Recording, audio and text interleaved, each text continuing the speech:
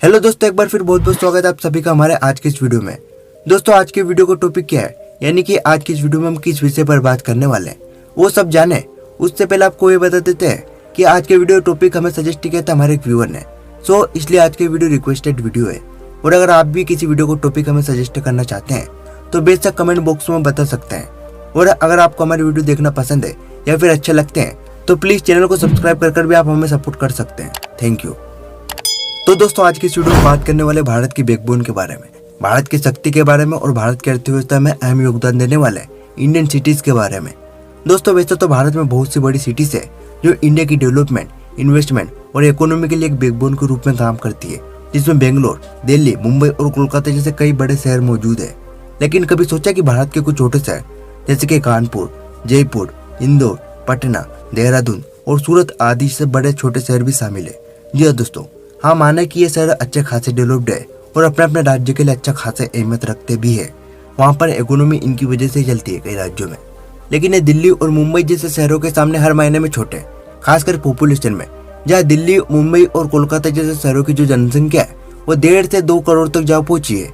वही इन शहरों की जो जनसंख्या है वो आमतौर पर 25 से 35 लाख की होती है। तो इसलिए यह भी कह सकते हैं कि इन शहरों की जो इंफ्रास्ट्रक्चर, जॉब अपॉर्चुनिटीज और बाकी सारी जो भी फैसिलिटीज है वो इनकी पॉपुलेशन के हिसाब से तो बिल्कुल सटीक है।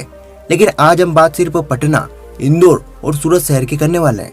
इसलिए ज्यादा गहराइयों में न जाते हुए साल 2021 का लेखा जोखा देखते हुए सरकार ने साल 2022 के 12 सबसे सुरक्षित और लिवेबल शहरों की लिस्ट जारी की थी। लेकिन क्या इस लिस्ट में सूरत, पटना और इंदौर का नाम भी शामिल है या फिर नहीं, और अगर है तो फिर कौन से स्थान पर है, उन सभी के बारे में वीडियो के अंत में बात करेंगे।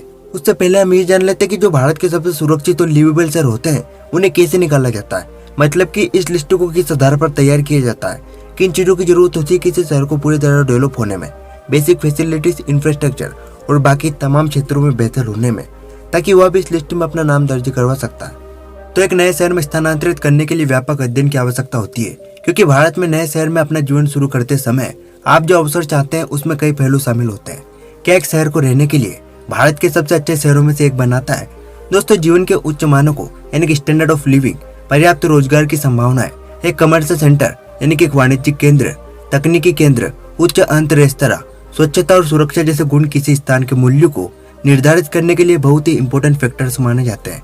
और इसी के आधार पर ही किसी भी शहर को सरकार द्वारा सबसे लिवेबल सिटी यानी कि एक रहने लायक सबसे अच्छा शहर की सूची में डाला जाता है, यानी कि वो शहर सबसे अच्छा होता है।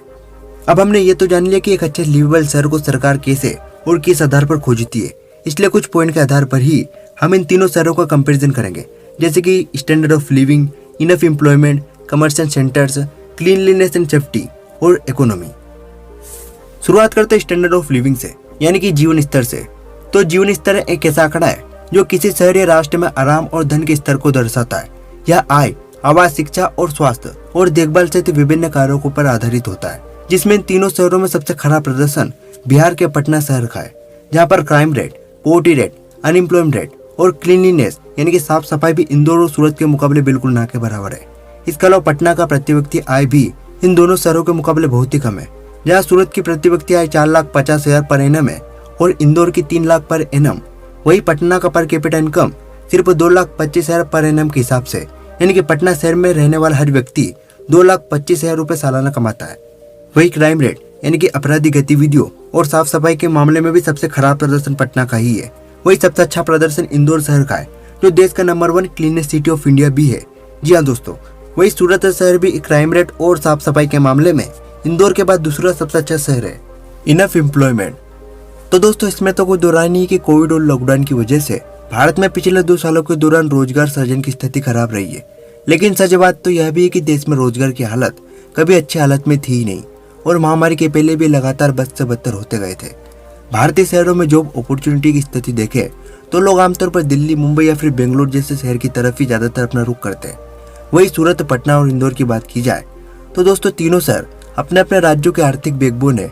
जैसे कि पटना में आमतौर पर कोई भी बाहर का व्यक्ति किसी तरीके के काम की तलाश में कम से कम पटना तो नहीं आएगा, क्योंकि पटना में कोई भी बड़ी इंडस्ट्री, आईटी सेक्टर, बिजनेसेस या फिर किसी भी तरह की बड़ी अपॉर्चुनिटी नहीं है जो उसे मुंबई और बेंगलोर जैसे शहर को छोड़कर पटना खींच लाए। इसलिए पटना में आमतौर पर सिर्फ बिहार के लोग ही काम करते हैं। वही इंदौर में कुल 4,000 से अधिक छोटे बड़े उद्योग है। पीतमपुर औद्योगिक क्षेत्र में 400 से भी अधिक उद्योग है और इनमें से भी 200 से अधिक अंतर्राष्ट्रीय संयोग के उद्योग है। पीतमपुर औद्योगिक क्षेत्र के प्रमुख उद्योग व्यावसायिक वाहन बनाने वाले या फिर उनसे संबंधित उद्योग है, इसलिए इसे द डेट्रॉइट ऑफ इंडिया भी कहा जाता है आफ्टर चेन्नई। इसके अलावा सूती कपड़ा उत्पादन की दृष्टि से भी एमपी का स्थान महाराष्ट्र व गुजरात के बाद तीसरा है, जिसमें से भी आधे से ज्यादा उत्पादन अकेला इंदौर शहर करता है।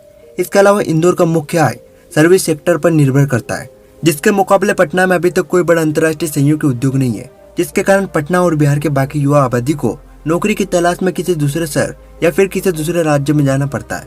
वही सूरत मुख्यतः कपड़ा उद्योग और डायमंड कटिंग और पॉलिश के लिए दुनिया भर में जाना जाता है, इसलिए सूरत को द सिल्क सिटी और द डायमंड सिटी के नाम से जाना जाता है। अगर आप कोई बिजनेस शुरू करना चाहते हैं, यानी कि कपड़ा का कोई बिजनेस शुरू करना चाहते हैं या फिर करने की सोच रहे हैं, तो एक बार सूरत टेक्सटाइल मार्केट में जरूर आकर देखें। पर यहाँ पर तीनों शहरों में सबसे ज्यादा जॉब कहाँ पर स्थित है, वो कैसे पता लगा? तो दोस्तों इसके लिए हम अनएम्प्लॉयमेंट रेट की मदद लेंगे, क्योंकि जाहिर सी बात है कि जिस शहर में सबसे ज्यादा जॉब अपॉर्चुनिटीज होगी तो वहाँ पर बेरोजगारी दर भी कम ही होगा। तो इसीलिए यहाँ पर सबसे ज्यादा बेरोजगारी दर पटना शहर का है 12.8%। लेकिन ठीक पटना ऐसा हाल इंदौर का भी है, जिसका बेरोजगारी दर भी लगभग 12.4% का है, जो कि भारत में सबसे ज्यादा बेरोजगारी दर वाले सिटीज में से एक गिने जाते हैं। लेकिन सूरत शहर की अनएम्प्लॉयमेंट रेट देखकर आप दांतों तले उंगली चबा लेंगे। जी हाँ दोस्तों, क्योंकि सूरत में बेरोजगारी है ही नहीं, 0% बेरोजगारी दर है सूरत शहर का। क्योंकि वहाँ के लोग, खासकर वहाँ के जो गुजराती लोग हैं, वो बिल्कुल भी समय जाया करना पसंद ही नहीं करते। फ्री बैठने में कोई दिलचस्पी नहीं वहाँ के लोगों को, और इसीलिए सूरत की इकोनॉमी भी इन दोनों सिटीज यानी कि इंदौर और पटना से ज्यादा है। लेकिन सूरत की जनसंख्या यानी कि पॉपुलेशन भी इन दोनों शहर से डबल है। जहाँ पर पटना की पॉपुलेशन करीब 26 लाख और इंदौर की 32 लाख है, वहीं पर सूरत की पॉपुलेशन 72 लाख से भी ज्यादा है। वही नॉमिनल जीडीपी तकरीबन 65 बिलियन यूएस डॉलर है सूरत की। उसके बाद इंदौर की nominal GDP 42 billion US dollar है और पटना की यहाँ पर सबसे कम जीडीपी है। जी हाँ दोस्तों, पटना की जीडीपी महज 28 बिलियन यूएस डॉलर है। उम्मीद है अब आपको सारी बातें समझ आ गई होगी। तो चलिए दोस्तों, आप वीडियो को यहीं पर अंत करते हुए आप सभी से लेते एक छोटा सा ब्रेक, फिर मिलते हैं किसी अगली वीडियो में। तब तक के लिए जय हिंद, जय भारत, बाय बाय।